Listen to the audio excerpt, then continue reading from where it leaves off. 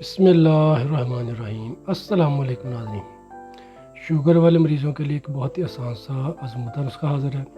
صرف ایک جڑی بوٹی آپ نے استعمال کرنی ہے، انشاءاللہ اللہ پاک آپ کو شفا دیں گے۔ یہ آزمودہ نسخہ ہے، کافی میں اپنے کلینک پر مریضوں کو استعمال کروا چکا ہوں، الحمدللہ اس کے بہت اچھے رزلٹ ہیں۔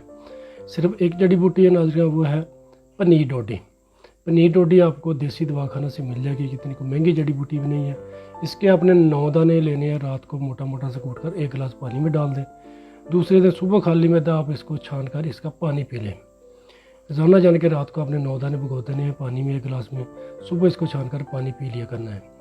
انشاءاللہ اللہ پاک کے حکم سے آپ کی شوگر کنٹرول میں ہو جائے گی، شوگر کی وجہ سے ہونے والی اعصابی کمزوری بھی ختم ہوگی۔ اس نسخہ کو معمولی مت سمجھیے گا، اس کو استعمال کریں، انشاءاللہ بگڑی سے بگڑی جو شوگر ہے وہ بھی اللہ پاک کے حکم سے کنٹرول میں آ جائے گی۔